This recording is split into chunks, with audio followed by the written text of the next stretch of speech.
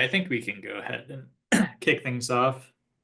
So hi everybody. I think I know most everybody on the call, but I'm Joe with the Aquaculture Information Exchange. Um, yeah, this is sort of our first. We've done a webinar series for almost a year now, but this is our sort of first experiment with doing a panel. So yeah, we're grateful to have three speakers to talk about uh, workforce development in aquaculture as it relates to K-12 education. And it's going to be moderated by Ethan Weber, who's the moderator of our aquaculture education group. Um, and yeah, I think I will just hand it over to him. So yeah, take it away, Ethan. Awesome. Thanks, Joe. Yeah, as Joe mentioned, my name is Ethan, and I'm the moderator of the educators group on AIE.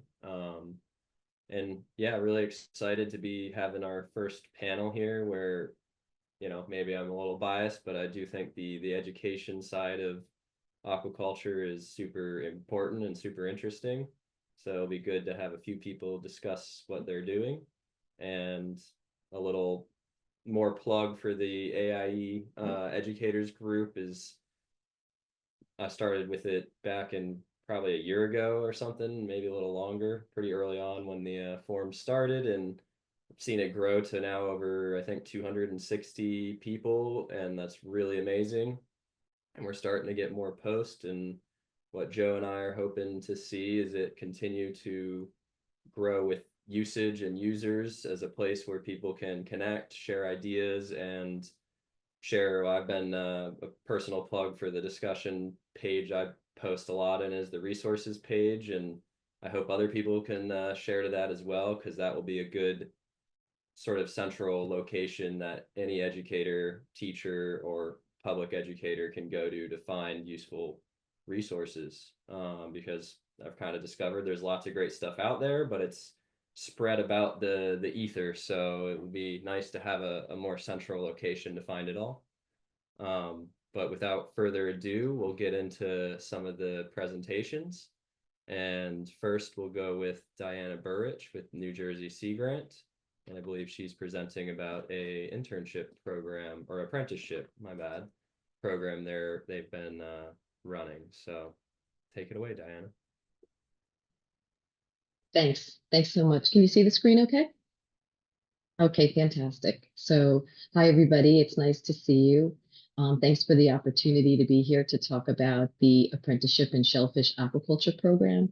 And so this is a collaboration between New Jersey Sea Grant Consortium and Rutgers University. And the main purpose is to develop a pipeline for the New Jersey aquaculture workforce by conducting a hands-on shellfish aquaculture training program for high school students and young adults, really to promote career interest and competency in key industry skills and knowledge. Oop, okay, so I'm going to give you a brief overview of the project. I have a few slides, and then if you have any questions, I guess we're leaving those to the end. So. Just a little bit about me. So I'm with New Jersey Sea Grant. So if you're not familiar with Sea Grant is a special program within NOAA. There's a Sea Grant in every coastal and Great Lakes state. I see there's a couple of Sea Grant people on this call right now. There's a program in every coastal and Great Lakes state, and what we do is we primarily fund state-based research, and we take that information and we translate it for public use, and we do that through our innovative education programs, extension programs, and research as well. So myself, I have a background in biology and wildlife biology, but I kind of made my way into education about 25 years ago. Um, Believe it or not, when there was a hiring freeze in the state and I was applying for a fish and wildlife job, and so in the interim, I took an education job and I actually never left. So I've been with New Jersey Sea Grant for about 19 years. I started here as a seasonal part-time instructor. I ran the K through 12 program for about 11 years, and I've been the director since 2019, the education director. So I'm very excited about this project. We are in our we had I'll give you a little bit of background. Why is this all important? We all know why aquaculture is important. It's one of the fastest growing food production systems globally. We talk to students about how the majority of the seafood consumed in the US is imported, and then over half of that is farmed. And here in New Jersey and the US overall, we know that people are eating more seafood, especially more shellfish. We're really close to, New Jersey's a small state. We're really close to New York City and Philly. So there's a lot of great restaurants in the area. They've actually reported like increased raw oyster sales. People want variety, all the flavor profiles. So, farm to table, sustainability of aquaculture, there's so many reasons why this is important. But we really developed this program in response to farmers' requests for workforce. They have expressed an interest in hiring people with some competency. Basically, one of the farmers said to me at one point that we just want people that are going to come in and work and be willing to take direction and not be afraid to work hard. So high school students was the focus. The reason being is because they're at that time in their life. There's the program is for ages 16 and older. They're at a time in their life when they are learning about themselves, self-discovery, self-awareness. They're thinking about what they're going to do after high school. So that really is a great time to introduce students to this type of industry. So let me just get into give you a little bit of background.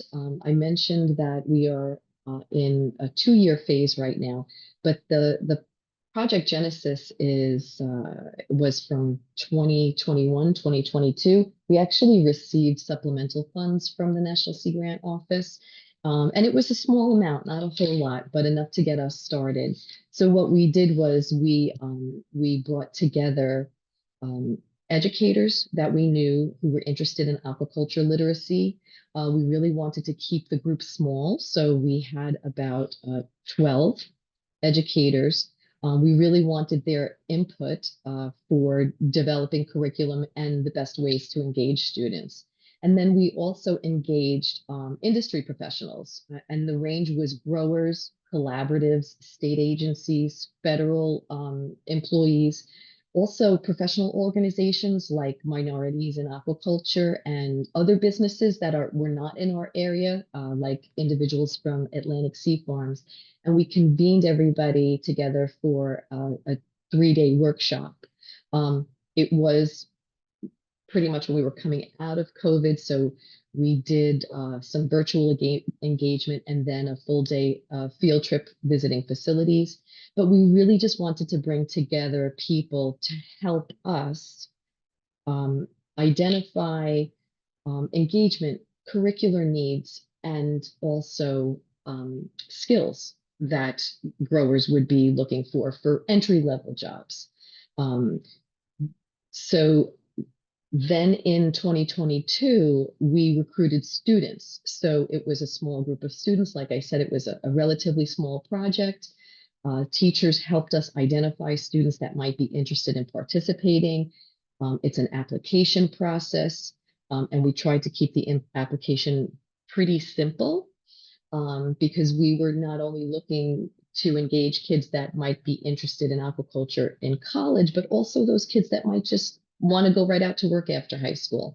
So we have the application involves a brief goal statement and a letter of recommendation from a trusted adult. We had the ability to accept 10 students. We accepted 7, and we did a mini course, a virtual mini course once a week for the month leading up to our boot camp. And then the work experience or the apprenticeship was about 20 hours where students were paired up with an interested farmer, and they worked for 20 hours. And that was really great. The kids enjoyed it. But after looking at the evaluation, we realized that, you know what, we're not going to have much of an impact if we don't really change things around a little bit. So we applied for additional funds from the National Sea Grant Office, and we were awarded them. And we're in year 2 of that project now. So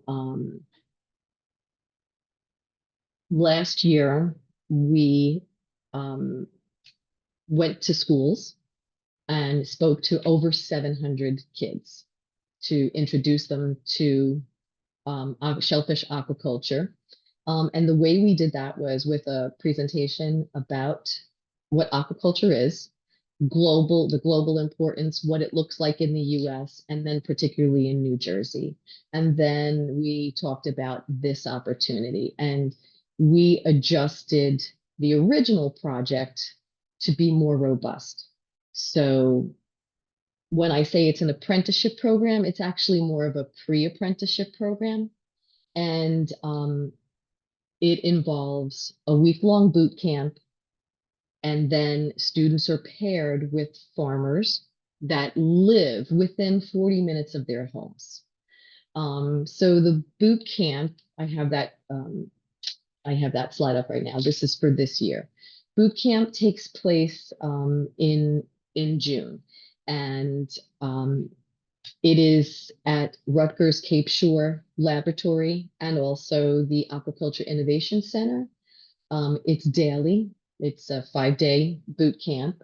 And we actually provide transportation for students who need it.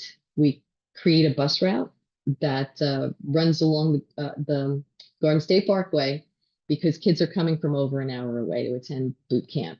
We give them lunch and snacks, and I'll show you what the curriculum looks like in a minute. And what are the types of things that we're doing with them? We are showing them about rearing shellfish in the lab. We're showing them nursery operations, hatchery operations, farm operations, what it's like to grow shellfish on a farm. We do have some clam farmers that are involved with us as well. Harvesting, processing. We even go over business and marketing, and of course, safety, working in and around the water. A lot of these kids may not have ever picked up a screwdriver or a crimper. So we build gear as well, and we actually have them working on farms. So the pictures that you see in the slides are all from the pilot project and also from last year. So I mentioned last year, 2024, we had 36 applicants. We accepted 13. I could tell you the results later on. This year, we have 28. Applications were just submitted at the beginning of April. We actually did farmer meet and greets in response to the farmers' input from last year. They wanted to have a say in who was going to be working on their farm, not just us pairing everybody up.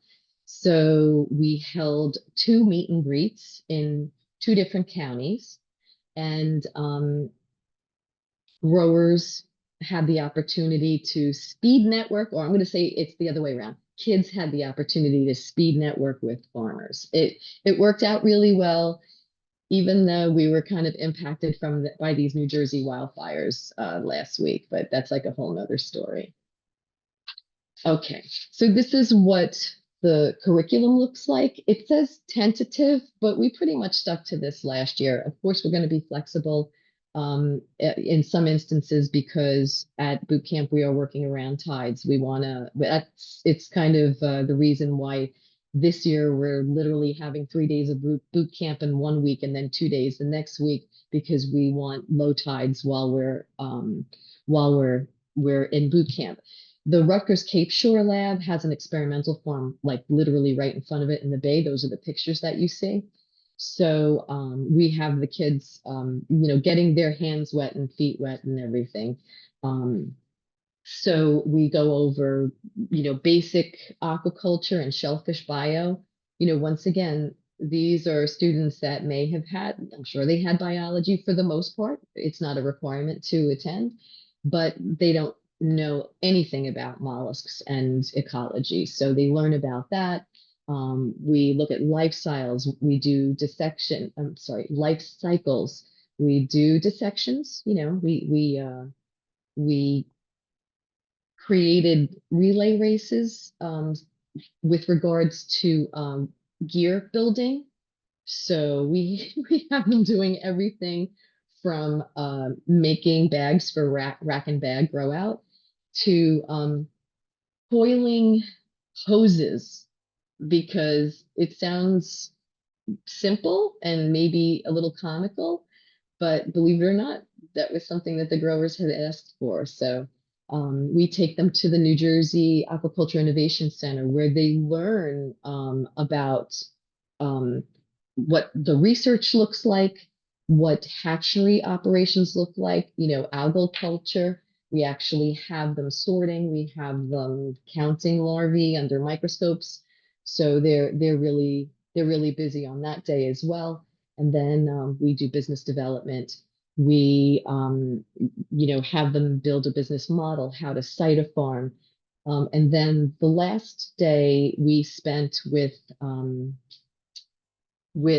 a chef, and we kind of had we had some flavor profile tasting opportunities for the kids. So some of the kids ate shellfish for the first time, and that's all recorded for posterity's sake on video. And I can give you the link to our video on our YouTube channel. It's awesome to see what the kids did in boot camp. After that, we said that we have farmers that are interested in participating with us. So they're supporting this project by hosting students for the summer and being mentors. So students are, as I mentioned before, paired with growers that live in close proximity to their homes. We provided transportation for boot camp, but it's their responsibility to get back and forth to a farm. It's drilled into them that they know that their schedules are fluid. They are going to be working around the tides. Most of the farmers that we work with do work in the intertidal area, so they have to be able to access their leases. And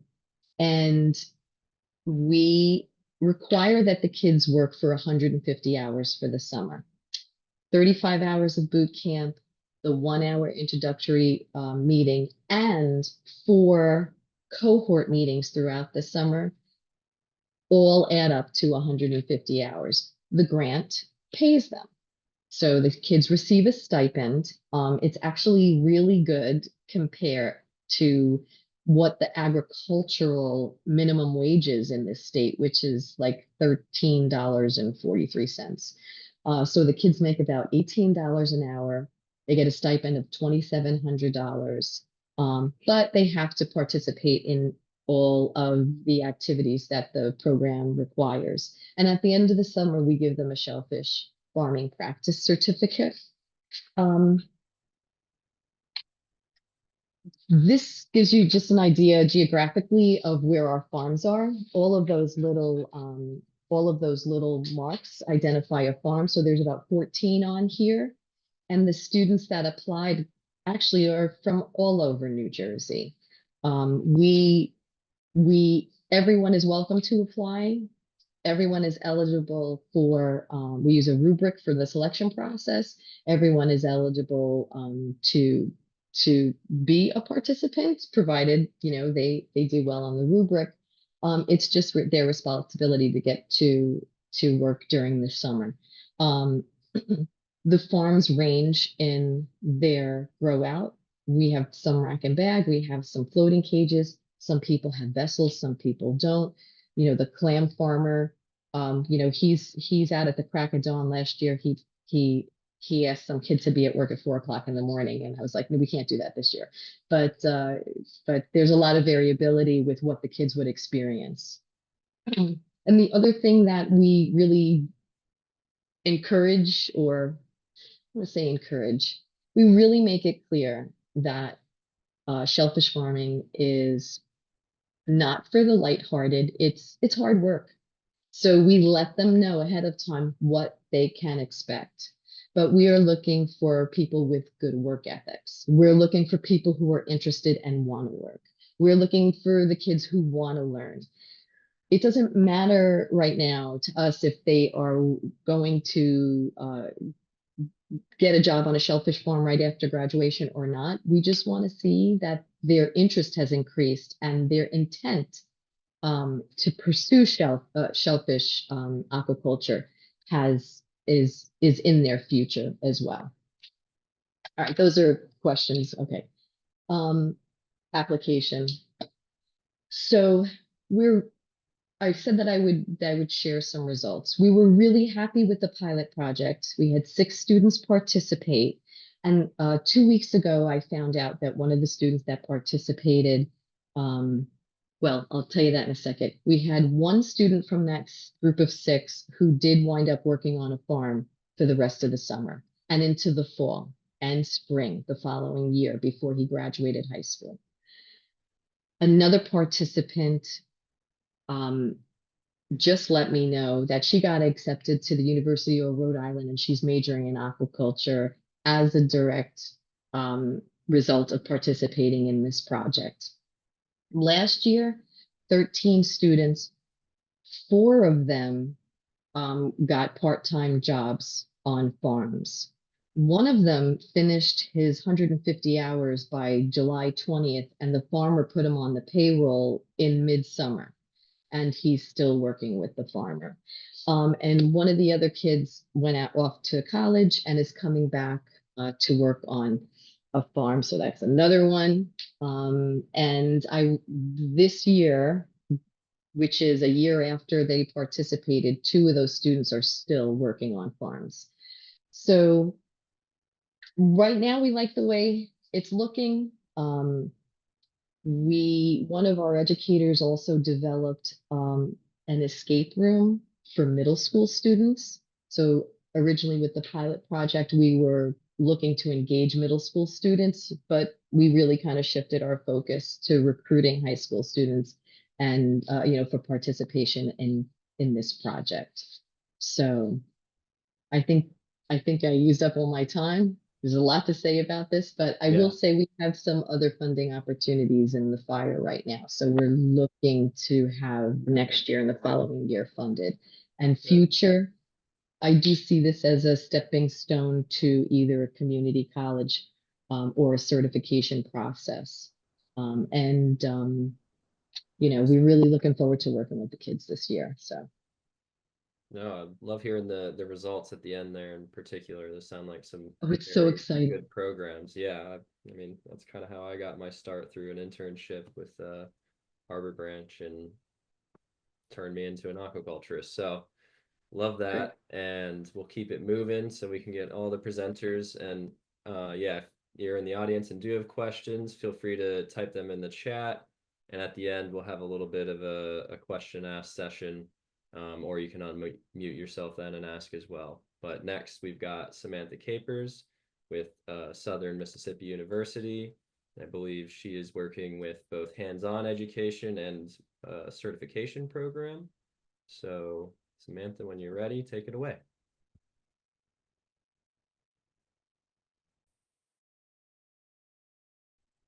Can y'all hear me?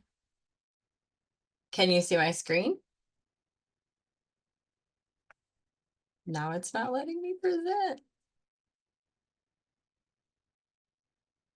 Okay.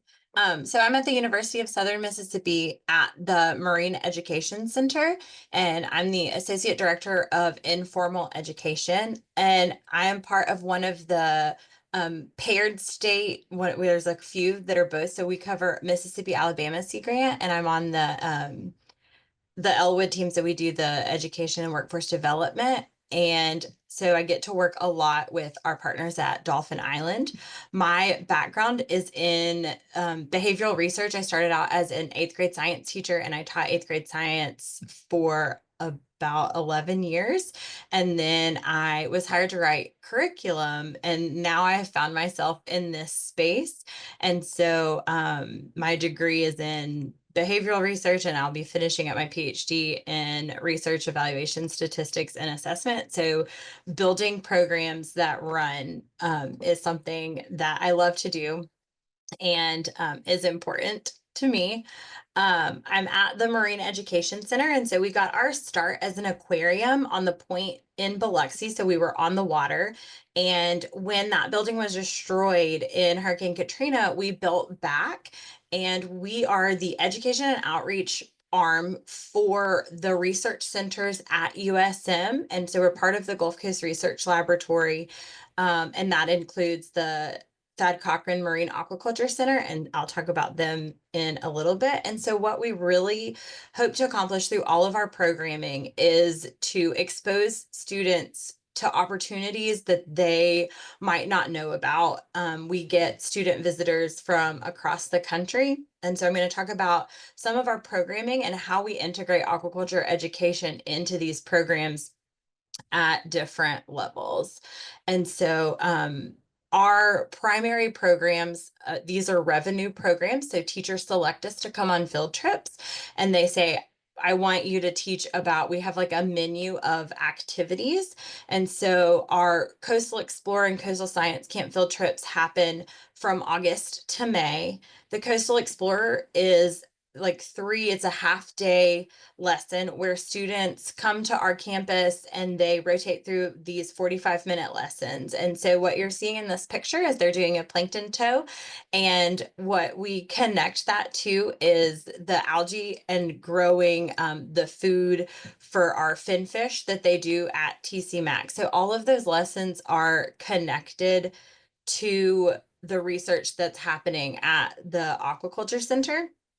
And so students at that age, they're starting to understand what is aquaculture and what, sustainable practices are and how everything is connected. So it's not just, I have this fish, but how did you get to that space? And so our educators, we use inquiry-based learning. And so it's really engaging and hands-on for those kids. And then for our older kids, we have our coastal science camps where we'll come down. The students will come down usually from far away. So our coastal explorers are kind of local.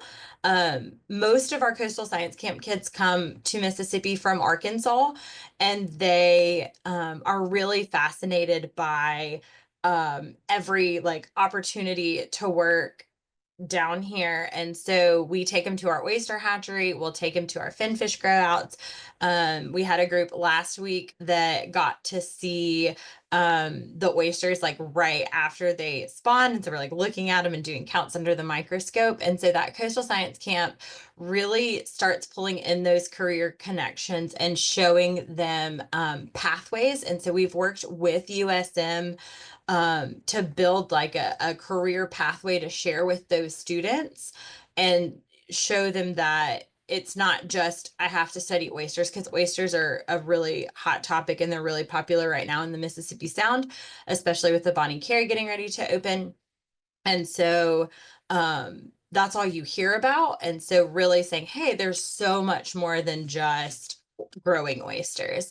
And then our summer camps are really fun. They go from 1st grade to 12th grade. So the K-6 summer camps, which is what is in that picture, we pick a different theme every year. And last year's theme was, what was it? Splash. Oh yeah. So ancient oceans. And so we had a bivalve day. And so we got one of our farmers, that's Mark Havard from Two Crackers Oyster Company, to come in and talk to the kids about oyster farming. And he did a great job. And then our older camps are focused on the different research centers and highlighting the research that's done there. And so our aquaculture connections, again, these are our triple tail that they're growing over there right now. We work with TC Mac on all of that programming. That they have a visitor center, and they provide our behind the scenes tours. And each of those tours incorporates, we talk about nutrition. We talk about, what happens after spawning. We talk about, how do we grow out fish? How do we release fish for restoration? But also food security in aquaculture, especially in our area. We have so many people that do not eat seafood. And there is a a stigma around Gulf seafood. Is it safe to eat? And so they do a lot of work there, and that translates into those revenue programs. Other programs that we're working on. So right now we are working with our industry partners in Mississippi has a lot of catfish pond aquaculture that happens in the northern part of our state, and then also our oyster farmers down here to see what skills are needed and what training is needed. We do have 4 high school aquaculture centers on the coast in our local high schools. In our career and technical education programming, we have an aquaculture high school curriculum, and so we're trying to figure out where is the gap between the high school aquaculture program and what farmers need and what our packagers and producers need. And so how can we fill that gap so that these kids finish these aquaculture programs and are ready to go into the field, because they're preparing them really well to go to college and do well in those courses, but there's a gap in that real world experience. And so we're trying to fill that gap. And so we're doing kind of like a needs assessment for industry and aquaculture. Another thing that we have going on is we currently have a USDA NEFA partner that they've received a grant, and they're coming from Delaware and Arkansas and Kentucky State. And we have a 2-week program that is kind of like a crash course in aquaculture. So they'll be spending 10 days with us. And learning about building systems, algae, finfish, oysters, and then also what makes the Mississippi Sound unique. Biloxi used to be the oyster capital of the world. And between overfishing and natural hazards, our oyster population in 2019, most of our reefs were closed. We had really high mortality event due to the freshwater inflow from Lake Pontchartrain and when the spillway was opened. And so how do we rebuild that and then learn about those things? So we're excited to share that with this college field program that's coming up. The students will get to go out to the farms. They'll get to work some of the farms. They'll get to see the whole hatchery experience. And then I think they're going to do part of a triple tail spawning that we have at TCMAC. So typically TCMAC runs red snapper, white trout, and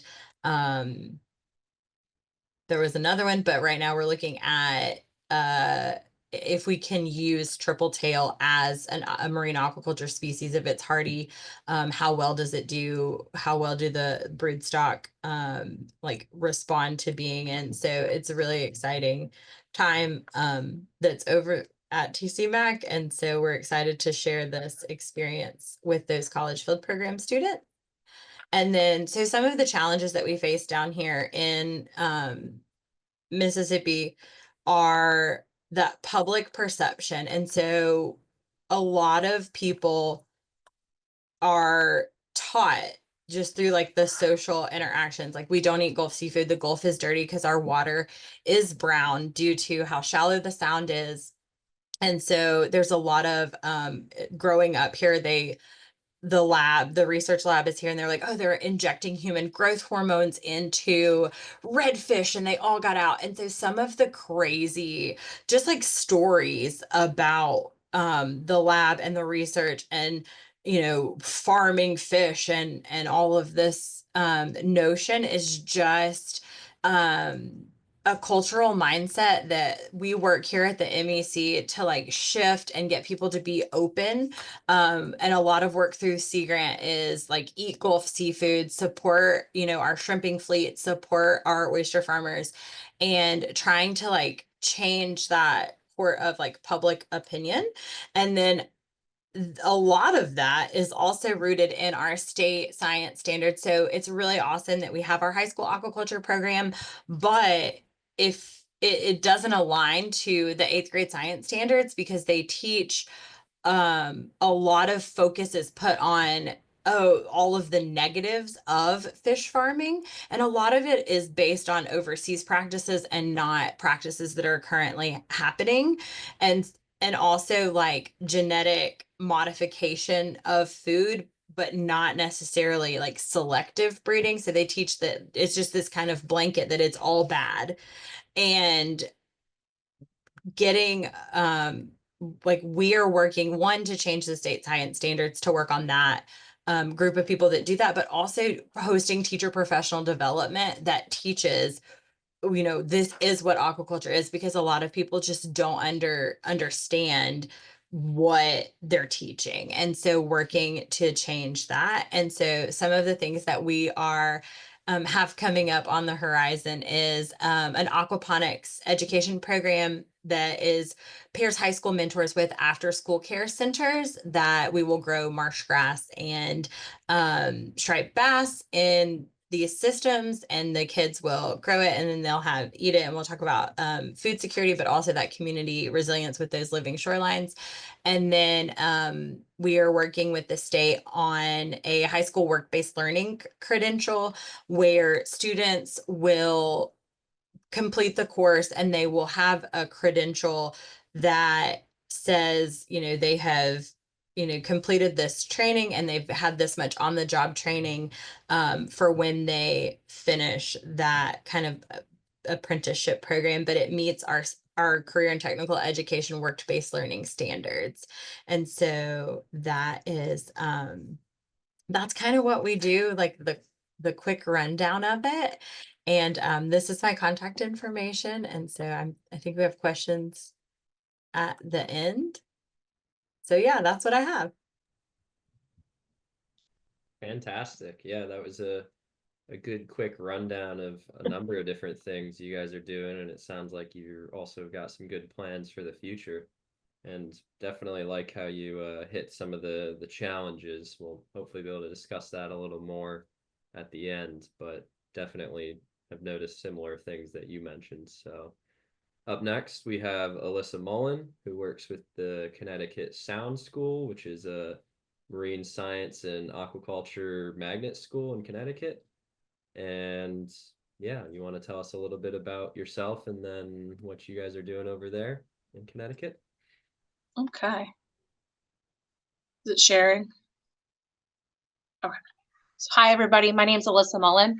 I am the Fish Lab Director and the lead aquaculture educator here at the Sound School. We are a marine science focused school. So we spend half our time in science and technology. I run the aquaculture pathway.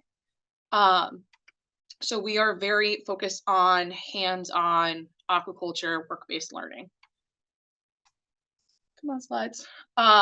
Well, I introduced myself. A little bit of my background. I actually am a Sound School graduate. So I came from this program, absolutely fell in love when I started here in 8th grade. I just knew that I wanted to be a marine biologist, right? That's how we get a lot of our students.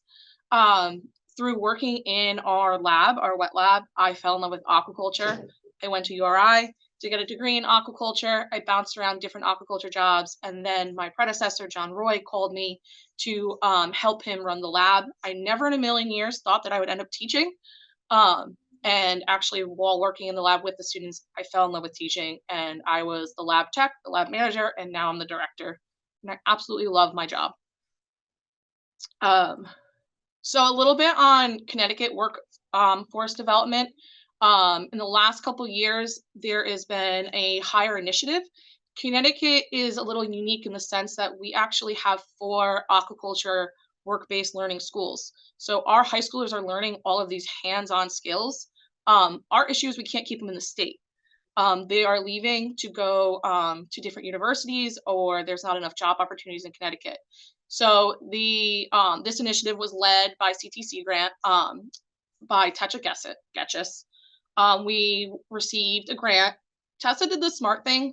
She kind of put all of us educators in a room, and she said, well, what is going on with how do we increase workforce development, aquaculture workforce development in Connecticut? And we all said the same thing. We're all losing our students. We're all teaching them the hands-on laborious skills, the science skills, and they're leaving. There's no university or college in Connecticut that offers a hands-on experience. There's a couple that offer marine science, but they don't have labs where our kids are looking for. They don't do a ton of field work.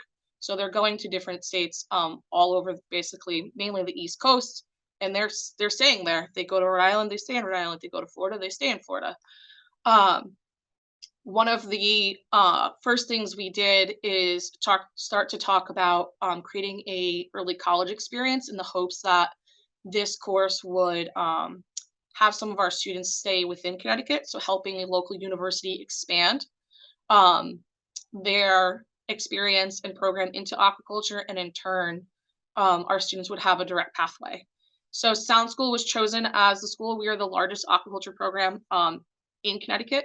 So we were chosen. I collaborated with Dr. Emma Cross at Southern Connecticut State University. She was really interested in expanding aquaculture there. Luckily, they're only about 15, 20 minutes away. New Haven traffic, it's actually only like 3, 4, 5 miles. So it actually worked out pretty well. When we sat down with CTC Grant and Southern, and they were starting to talk about topics that they would want the college course to go over and teach, I was like, well, I'm already doing all that. That's what our students are learning. So now it was very easy for us to be able to create the ECE course. Our seniors enroll in it, and they get 8 college credits through Southern for free. So it does not cost them anything because we are an inner city school. We are hoping to expand this to some of our other schools and also pilot almost like a seminar for the schools that don't have labs like we do. So a little bit about the Sound School. We are founded in 1982. We're technically a New Haven public school, but really how we run is more like a magnet school. We were reassigned in 1994, and we are the State Regional Vocational Aquaculture Center. We are the largest comprehensive vocational aquaculture center in Connecticut, and we are very fortunate that we are located in City Point, New Haven, where we're right on the water. Something that also makes us a little unique is our main building, where the lab is located, was completed in 2003. We're actually a quarter-mile campus. So our students get a little bit of that college feel walking from building to building for class. Something that also makes us unique, about half of our student population is from New Haven, the city of New Haven. The other half is from 27 sending districts from all over the state. So it gives us a wide variety of students, and at most, we only have 340 students. So we keep our numbers nice and low so we could have more face-to-face with our students. Most of our classes are capped at 15. We are part of the Agriculture, Science, and Technology Education System, the AIE system. This is what allows us to make it hands-on, active, applying those skills. And all AIE centers are required to reflect the needs of the regional industry, employment, and development. So for us educators, it is a lot because we're not only teachers, but we're also part of industry. The beauty of this is that this allows us to create our own curriculum without our city of New Haven really saying, well, you have to teach this. This is how you have to teach it, like a lot of science programs. We are definitely fortunate that our 2 admins realize that we are the professionals in our industry, and how we are teaching it, I hope is the right way. We're having very good results and have for many years. So they allow us, if we feel like, okay, this is what we have to start integrating into our curriculum and change this, we don't have to go through a whole process. We just do it. So talking about partnership with Southern. So there's 4 ASCE centers that major in aquaculture and have labs. Here we are. We're right here on the water in New Haven. Can you guys see my mark? My cursor? Good. Right here is Southern. So really it's not far. It's just that New Haven traffic that makes it 20 minutes. Up north in Wallingford, we have Lyman Hall. They're another aquaculture center. They're limited because they don't have access to the water. We have Bridgeport Regional Vocational Center. They're right here. They're a little limited because they're not comprehensive. And I'll explain that when I show you guys our scheduling and rotation, because that really is one of our blessings as well. And then further up north, that's off this map, is Marine Science Magnet School. And they are also not on the water, so they don't have access to saltwater. So here's our campus. So all of these buildings along are our buildings, and here at the end is our foot building, our brick building that has our lab. This little electricity is showing that we also, all of this waterfront is ours. So our technology courses include boat building, learning how freshmen learn how to drive boats, get their boater's certificate, sailing, rowing. This is our 50-foot research vessel. So a lot of our students that specialize in tech, they go on and become captains. This is also a really big benefit to our lab because we have capabilities to auto trawl. So we do state surveys and submit that data to the state. And then at the end here, we have actually a pump with a pump house, and that water sends about 1,200 feet all the way down to the lab. So I have constant access to straight seawater, which definitely allows for me to do as many species and different projects that I do. So there are actually 3 science pathways at Sound School. First, we have biotechnology. Then we have underwater sciences that includes scuba diving. So those students that decide to specialize in that, they get open water, advanced scientific, and rescue, all certifications by the time that they graduate. And then there's my pathway, which is the aquaculture pathway. And our students, not only with the ECE course, get those 8 college credits, they complete HACCP certification with the state. And then I also just started integrating the certification for aquaculture professionals through Auburn University. And our motto is always learn by doing. So anything we're learning in the classroom, we're immediately going out into the field or in the lab and showing them hands-on. So a little bit about the lab itself. It's 5,000 square foot. We are primarily recirculating systems. We have a couple flow through. We have about 60,000 liters of fresh ore salt, a wide variety of sizes from 40 liters to 4,000. This is a little diagram. It makes it look really small, but these are all of our larger systems. We do have a full micro and macro algae lab, including live feeds, because we have our own shellfish hatchery. So we do an oyster hatchery every year, and this summer we are piloting a hard clam hatchery to respond to the declining populations in Connecticut. We are actually the only standalone public hatchery in the state. And then this will show a little bit better. So we have a wide variety of systems. So these are our smaller rack systems that are mostly ornamental, and our breeding centers for ornamentals. And then these are our large RAS systems. We model them to be mini industry systems. Everything that is in our lab has been built by us. We do all of our own building, all of our own repairs, everything, and the students are involved with that. It's actually one of my favorite parts of my job is building systems and constantly making those repairs because, you know, definitely when you're building systems, considering students, it's a whole different ballgame than just building systems for industry. So we're constantly making improvements, and the students are all involved with that. So they learn the different plumbing pieces, how to properly plumb, about electrical, everything that has to do with running a lab. They're helping us every step of the way. So I like to say that I cannot sit still well. So our species are always changing, and we have a wide variety. I kind of gear it towards 2 things. One, what is the industry doing? So if there is a new species that people are talking about, I try to get it in-house, see what I can do to get the kids' hands on it. And also, what are the kids interested in? So we have a wide variety of finfish. We work with red snapper. Our big project right now is barramundi. We're actually partnered with Great Falls Aquaculture in Massachusetts. So we're growing out their brood stock for their farm. I work a lot with University of Miami, doing cobia and red snapper. We work with the state hatcheries, and we do Atlantic salmon and brown trout. We also have an American lobster hatchery that we started pretty much when the lab was first built to respond to the declining lobster populations in Long Island Sound.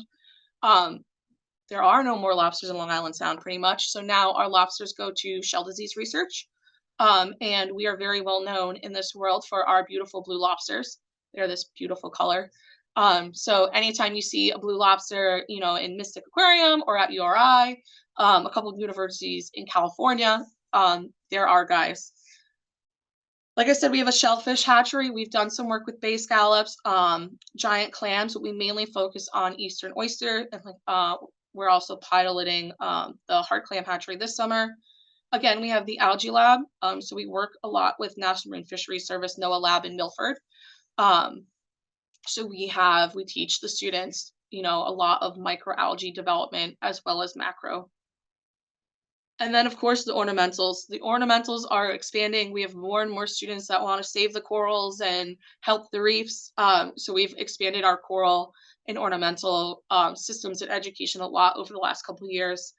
Right now, we have a clownfish, bang-eyed cardinalfish hatchery going. We have a ton of different coral fragging. We've done seahorse nursery and hatchery. Yeah. So a lot of people always ask, like, what's our secret? How can this actually happen? First, we are not just teachers. So everyone that helps run the lab, we are industry members that became teachers. So we weren't teachers first. From experience with some of the teachers that are also here in other departments, it's a little bit harder at first for teachers who have gone to school for teaching and education to transfer over into this world. They just need a little time more to catch up. So like a lot of different states come and ask me, and the big secret is having these industry members. So like I myself am part of the industry and started in the industry. My lab manager, Lila here, she went and worked at Auburn. So she has a lot of shellfish and crustacean experience. The junior aquaculture teacher, Michelle here, she worked for Green Wave. She was their hatchery manager. So her heart's in that macroalgae. And then our new lab tech, Eli, is a URI graduate and also has a lot of experience in the ornamental world. So how we also piece together the team is pretty much like my heart's with finfish and crustacean, Lila's shellfish and algae mainly. Michelle is a lot of macroalgae, Eli's kind of ornamentals. So although we do have some like hierarchy, we all work as a team to kind of fill those gaps. I also have a lot of collaborators, different universities all across the United States, federal organizations. Another secret of ours is definitely having a lot of different projects and a lot of different species because it keeps student interest. The students that work in the fish lab directly are mainly juniors and seniors. And that is because we have a direct vertical alignment. And I think that's also one of our secrets. When I talk to other schools, even the different aquaculture schools in Connecticut, one of the reasons that's holding them back some more is that they don't have so much vertical alignment. So every skill builds up between every grade. So freshman, sophomore, and junior year, they spend half the year in science, half the year in tech. Junior year, they get to choose between those 3 science pathways, which one they want to take. And then senior year, they have to choose either science or tech. So a lot of these students, by the time I get them senior year, have been waiting since freshman year to get in that lab and do a project and work with some of these organisms. Freshman science is basically like an environmental class. So they do a lot of field work. That teacher, Chuck Mulligan, samples water from all over the harbor and works with a lot of different institutions. Sophomore year is more of the biology, but also like introduction to like water quality. And then junior year is the introduction to aquaculture. They get the baseline for, the general gist of aquaculture. They're working on our oyster farm and working with some of the smaller RAS systems. And then senior year, they dedicate, I'll show you guys in the next slide, they dedicate themselves to a single project. So each student is on their own project that they learn and they run for the school year. Another secret that allows us to do what we do is our scheduling. So all of our science and tech courses are double periods. So like, for example, if my seniors are AB, I see them every day. I see them every day between an hour to 3 hours, depending on the rotation. Like this Tuesday, when there's a G period, it's like a flex period. And if you have your double period before, it's considered extra time. So this is what we call a triple. You're in there for 3 hours. So those are the time slots that we're using mainly in the lab with the hands-on stuff. And then we film like the single periods and where it's needed with the lecture stuff. So like I said, the seniors dedicate to a project of their interests. It's a graduation requirement for us, and we call this capstone. And we have a wide variety, and this is also why I'm constantly changing species too, because if a student comes to me in the fall and has a good reasoning why they want to bring in a species, I'm all for it. So these are our seniors this year. So I have, why am I spacing now? Soph is working with our oyster hatchery. We are partnered with our Stonington Shellfish Farms. So they are a small oyster farm in Connecticut. Getting seed in Connecticut's definitely a struggle. Most of Connecticut farmers get their seed from Fisher's Island in New York, but they, usually like to sell to the bigger guys. So a lot of times our smaller farms, it's pretty hard for them to get seed. So we partnered with them, and now we provide them with seed. Brittany here is assessing biodiversity and coliform levels all throughout New Haven Harbor to kind of advocate for our different permitting. Ethan is working on salmonid hatchery. So we get 5,000 brown trout eggs and 1,000 Atlantic salmon. We release most of them. We'll be doing that actually next week. And then we keep some and grow them out so that we can teach the students how to strip spawn and all about brood stock. Josh here is very interested in Long Island Sound species. So he has a whole local systems and he's learning about different behavioral interactions. So we go out on the research vessel, we do the auto trawl, we bring stuff back, and he collects data on how the different species interact with each other. Maddie here is working on our collection permit data. So we have a scientific collector's permit through the state, the DEP. She's figuring out and kind of mapping. It's never been done. We have years of data. We're mapping based on our different locations that we get pull our species from. She's comparing species, water quality, location, season. She's kind of compiling it all.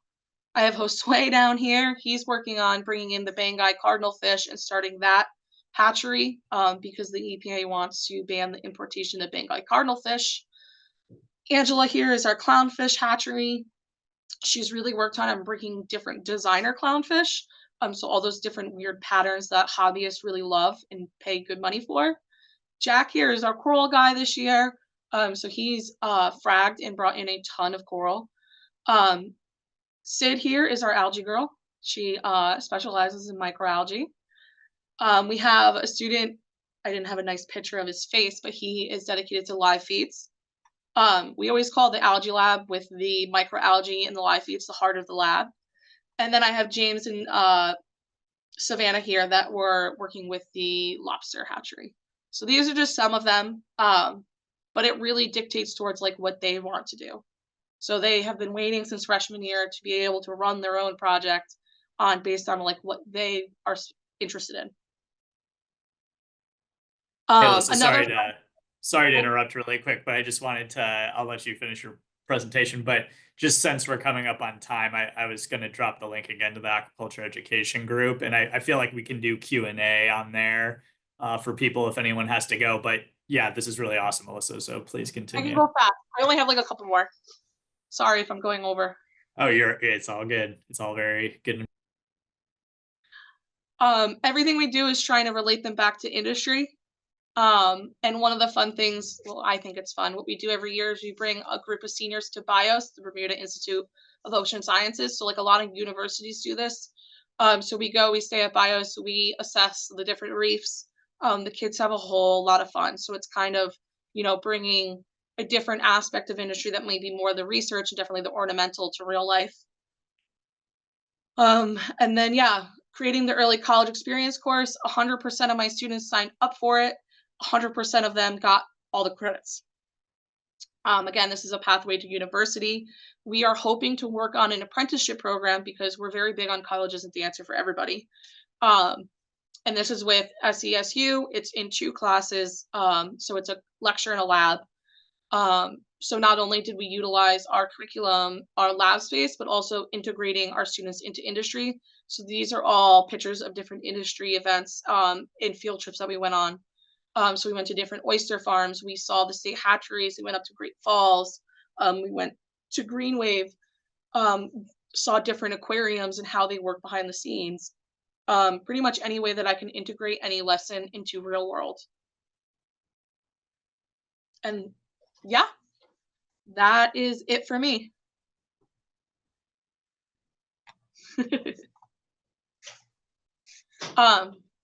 I'll let you take over, Joe. So if anyone has any questions, here's my contact information. And yeah. Awesome. Amazing. And no, that was actually really cool to see a school like that. I wish I had some opportunity like that through high school for sure. Even college, it was difficult to find places that offer that much hands-on integration to this education side. So Joe dropped a link to the group, and I think we'll probably start a discussion thread that you can ask questions on if you do have to go, but if you can stick around for a little bit, we could have some questions here still. I don't really have anywhere to go yet, so Yeah, and that goes for speakers too. If yes, y'all yeah. need to go, that's also fine. But I'm also down to stay a little longer. And yeah, I just wanted to thank all the speakers. I thought, you know, all the work that you're doing, it's like it makes me hopeful for humanity. It's like at that level of inspiring. So I just think it's really cool. And yeah, we will upload the recording of this webinar as well and share that on the AIE. So hopefully that will also prompt people to come up with more questions for y'all. But yeah, if anybody does have any questions, feel free to drop them in the chat or unmute. Ian, did you have one? I do. Well, first of all, I want to thank all of you for presenting on what you're doing. I think it's just incredible and it's so inspiring to see all the work on the ground and to see students get really excited. For those of you who don't know me, I'm Ian Yu. I'm with Meridian Institute. We're a nonprofit consultancy, and we've been working in the aquaculture space for the past probably about 5 years. And one of our areas, particularly in the last 3 years, has been workforce development. I'm actually working with a number of stakeholders, and including Joe on an aquaculture workforce development pathways map that can help students and other interested professionals help understand and really get excited about all the different opportunities there are in U.S. aquaculture. So I just want to pose a question to all the speakers. It's just a broad question that is really helping to inform how we design our tool and the language that we use. And so the question that I have is, in all the work that you've done communicating about aquaculture to a K through 12 audience, what have you found? Would you say is like the most important lesson that you've learned in terms of helping these students see aquaculture as a viable career path for the long term? Who wants to take that? Big question. I'll jump in first. Hi, Ian. Thanks. That's a good question. I really, this probably correlates with what the other speakers are going to say, but I really think that being able to provide the hands-on opportunity, but also it's not a one and done type of thing, like prolonged engagement, because you're really helping them to develop, appreciation, knowledge, skills. Our project provides compensation because we're not situated in a school. We're right now, we're not affiliated with the university. New Jersey Sea Grant's kind of like the weird Sea Grant. We're a consortium and we're a nonprofit. But we do collaborate with Rutgers University, but still, it doesn't necessarily mean that the kids are going to go into Rutgers.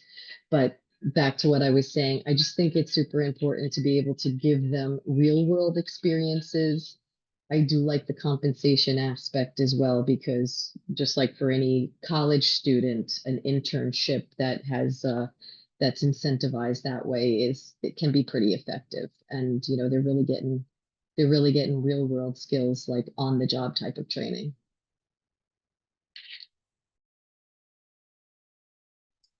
Definitely for me, it kind of goes right along with Diana, is get them wet and dirty. One of the biggest feedbacks when we did an assessment in Connecticut from farmers talking about starting apprenticeships, they actually said they don't want college students because so many of the college students can't handle the long hours, the dirty work, being outside in the cold. So definitely a push with our education initiative in the last year or so is getting them used to the heat, used to, if you're in New England, used to getting out there when it's snowing, rain or shine, you're going to get covered in mud. And you'd be surprised that the younger kids absolutely love it. We host a lot of, especially like middle schools. I just had a whole group through, and getting them into the mud and letting them stick their hands in tanks and get all wet. It's the best thing you can do. I'm gonna kind of mirror that. Start them young and get them to fall in love with it as early as possible, and then get them out in the field. But also, so one thing like we've integrated is the business of aquaculture, and teaching them the business aspect of it to see the potential if you choose to take this pathway. And so being with USM, we do have that aquaculture track for the education side of it, but really looking at this is a career that is sustainable for generations, and not just you only do it for so long and then you get too old, you age out, but really showing them that this is not going anywhere and it's been around for so long is one thing that we've been really successful with. I think I'll add a little bit extra to that, because I really like the points you all brought up, and especially the kind of echoing the importance of the business side. And really what did it for me was learning about the, trade deficit of seafood in the US, the amount of seafood that we import, and just also kind of the environmental side of, okay, our fisheries are declining and we're not getting more production out of them. So the only realistic solution is to continue to grow seafood. So that did it a lot for me. But another thing I'll add that I think kind of similar to the business side though is also getting those farmers involved, which I think a lot of your programs incorporate, which I really love, because when the kids get to meet these, quite frankly, most of them are characters and really amazing, and just how passionate they are, that also I think really helps, especially with these younger groups as well. But that was a very good question. Thank you, Ian. Anything else you I do have a follow-up, but I am also Yeah. aware of time. I'm happy to post it in the AIE chat if you don't, but I mean, if you're all able to stick around for a couple more minutes, I just want to looking at you all to see what your timelines are like. Do we have any other questions from anyone else in the audience still? I see Sarah and Emily are still around. I want to give them a chance too, potentially, but Quick questions, Emily. Sorry, my camera's off right now. But it was about kind of incentivizing students. I know like a lot of times when you get grant funding, we're able to pay them, which I think is great. But I'm wondering how to balance paying them with also a reasonable expectation of what they're going to make in the field. Because when I see like farmhand positions and laborer positions on AIE, they're often low, like in the teens. And so I'm wondering, do they get out of these programs and then have to go down in salary? Is it feasible for the lifestyle that they want? I was just wondering if anyone can speak to that, or I've seen students go from that internship experience to like a full-time farmhand or farm managing position.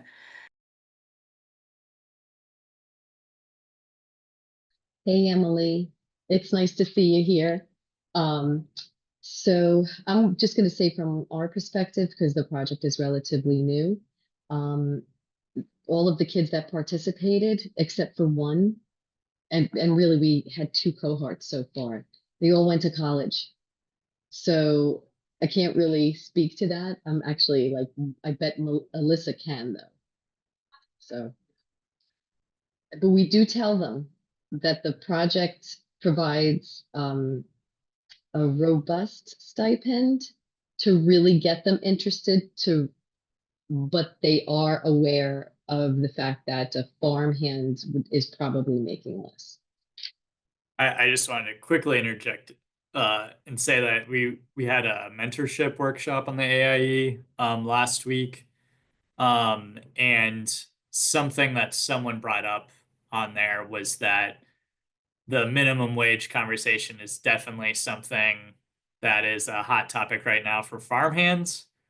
So, hopefully through that, that will lead to some sort of change where we could see a pay raise for those type of entry level jobs. But I just wanted to bring that up.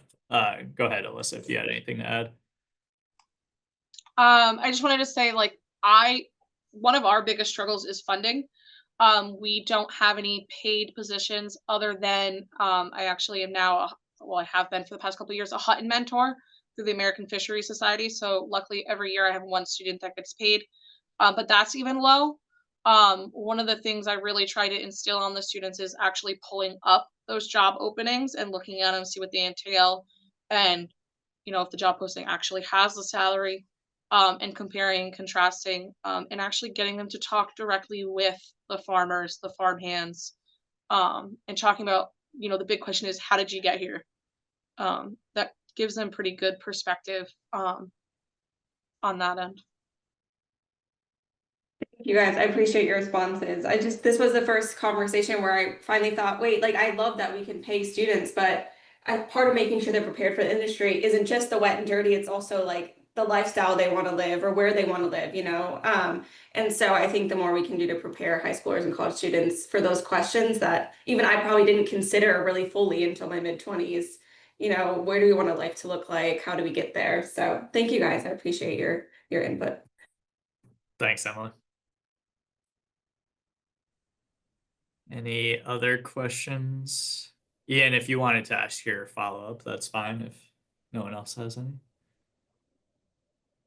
Sure, I'm not seeing anyone else jumping in, but yeah, the question is a follow-up to both what I asked as well as what Emily asked, which is one of the things that we're considering as we're building this workforce pathways tool is students that are not just thinking about the next job, but like what this would look like for the rest of their career. So understanding not only about compensation and the lifestyle they want, but where, what does career growth look like? And because I mean, I would imagine that many students who are interested in aquaculture may not just want to work as a farmhand for the rest of their career. So I'm just curious how you talk with students about that and the different career opportunities, as well as different career opportunities that are beyond farming and operations.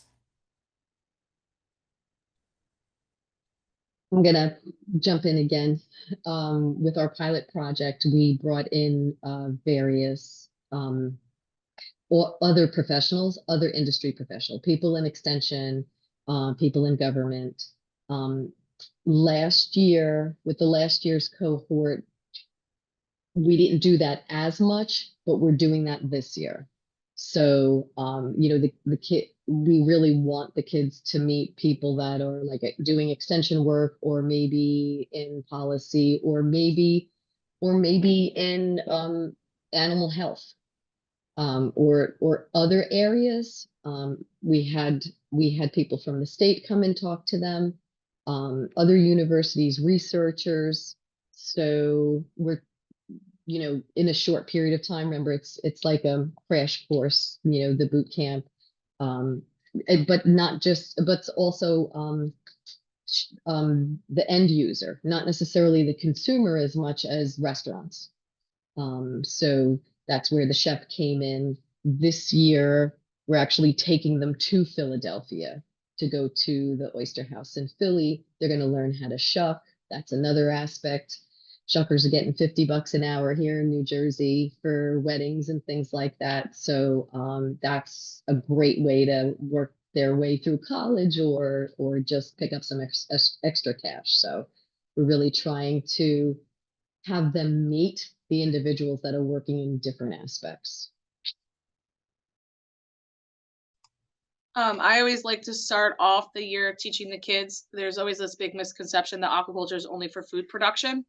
I always tell them, like, there's 5 reasonings and purposes of aquaculture. You have the food production, you have the research, you have the recreation, restoration, and I tag ornamental in there because that's a whole nother, Ethan, I'm sure in Florida, I use Florida as like the biggest example. So both of the projects that I have in the lab and the field trips we do incorporate all 5 of those. And one of the driving questions I tell the students to ask again is, how did you get here? Right? Some of the people, college was the answer and they ended up here. Some of the people will tell you firsthand, like, I had to start as a, volunteer, not getting paid. And then I got paid a little bit and then I had to work my way up. So, so the more you can expose them and be brutally honest with them, the better. That's kind of the approach we take, is like, it's full transparency and putting them in as many places and exposing them as to many everybody has a different story. And so really capturing those stories and figuring out how to share those broadly with all of our participants, because like we're part of, it's called the Gulf Blue Navigator. And so it really wants people to think outside of the box and innovation and entrepreneurship. And so really plugging into that side of things to be like, it's what you make it. But, you know, we live in a state where our cost of living is not very high. So we don't see a huge discrepancy in what they would make on a farm versus what they make in an internship program.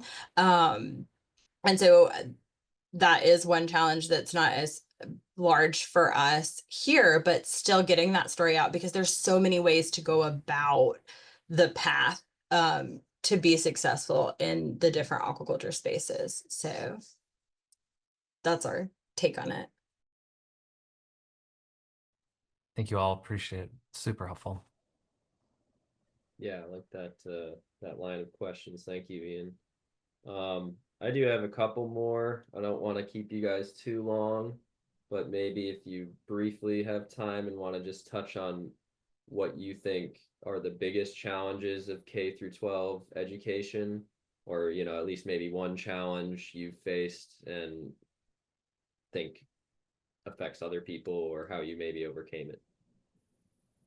Yeah, I think this will be the last question, then Yeah. we can let y'all go. But yeah, Ethan, if you do have another one, you could post it in the group. Yeah, I'll post a couple in there as well, and appreciate if you guys can contribute, but I already appreciate all the time you've taken for this, so thank you.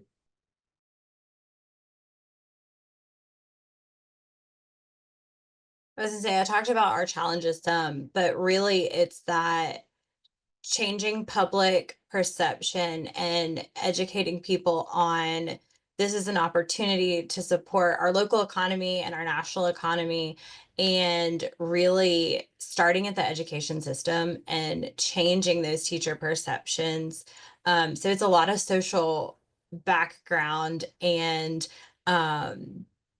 working to change the system and be upfront with people about like the health of our water. And so that's why the Sea Grant Network is so great, is because we are out in the communities and we're doing that community outreach already. And so just integrating that with everything and getting kind of everybody on the same page is probably our biggest challenge. And then there are jobs here, you don't have to leave home. And trying to keep kids on the Gulf Coast because I have to go to Louisiana, I have to go to Washington State, I have to go to do this. And it's like, no, it's right here in your backyard. And so those are kind of some of our largest challenges.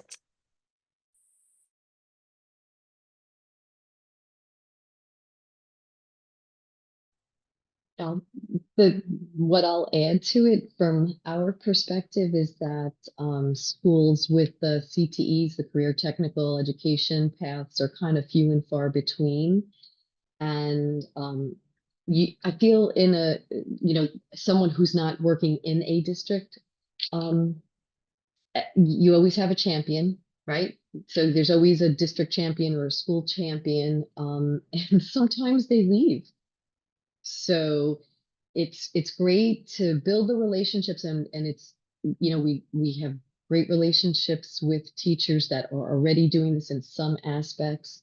But I think more from a first school's perspective, the resources for them even to get started in aquaculture is difficult. That's something that's in the back of my head for our program, is to be able to either have a repository of equipment or funds for them to start something in their schools.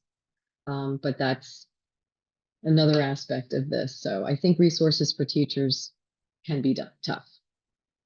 And I see Alyssa like shaking her head. Yeah. Yes. Absolutely.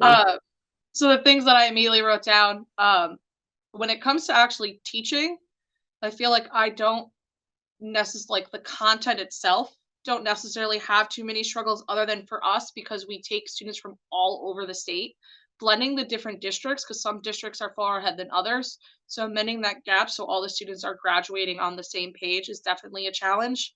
But every one of my true struggles has nothing to do with education, but big one is funding. So we receive a state grant, and unfortunately that grant doesn't go directly to us. It goes into the New Haven school systems, and we see a fraction of it. We were cut off our funding for the school year in February with no warning. And this is typical for us and most of the schools in Connecticut. So that leads me to, start to chase grants if I can, which is all on my own time, right? There's not a grant specialist here. There's no one here to really help with that. We're doing that on our own. So one of the biggest struggles for any of these aquaculture educators is definitely, it's a lot of work. So not only are you doing the normal teacher things like the content, the curriculum development, all that stuff, but then I'm also chasing facilities. I had to explain to them why I can't use a copper heat exchanger for saltwater, right? You're going to kill all my oysters with copper, and explaining them why I need titanium. Well, that was a 3-week battle. Explaining to them why I've been asking for 5 years for a new autoclave, and I have a company that wants to give us a great one for a reduced price. They don't understand what an autoclave is. So it's definitely, for me, it's the funding, the facilities. Almost everyone that tours our lab and our school says, wow, you guys do a whole lot with very little. And then permitting is another struggle for us. I don't want to speak ill whatsoever, but it seems like, and definitely in my state alone, is that we have these amazing programs that want to expand, and the state concerning to permitting doesn't necessarily want it to happen. It's not direct, it's confusing, it's a very long process. For example, I've been asking for years for a shellfish hatchery license, and they just approved me one. So it was a long battle. Similar in Virginia. Yeah. And they always say, like, we always say, like, there's this gray area in Connecticut, and I'm sure it's other states with these vocational schools and these schools that are doing aquaculture, not necessarily industry. So we're like in this gray area in between.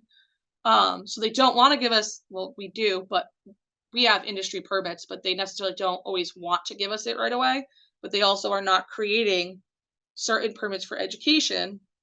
So it's definitely a struggle. Well, yeah, thank y'all again. Yeah, thank you, Ethan, for moderating. Yeah. I appreciate y'all taking a chance. This was sort of an experiment on our part as far as having like a panel for a webinar. Research, that's the one I forgot. Yeah. Let's get a type. But yeah, I think the quality of y'all's presentations and the quality of the discussion after really reaffirms to me that this is a step in the right direction, and we can keep, improving on the model. But yeah, I think we'll have more workforce development type panels next month that I already have lined up. And I could really see this panel being sort of like the first in a workforce development course on the AIE potentially that people could check out. So yeah, I think we'll definitely be broadcasting the recording widely. But yeah, I appreciate y'all for presenting, and appreciate everybody for attending. Yes, thank you. Just want to echo that so much for the presenters and the people that stuck around and had some really good questions.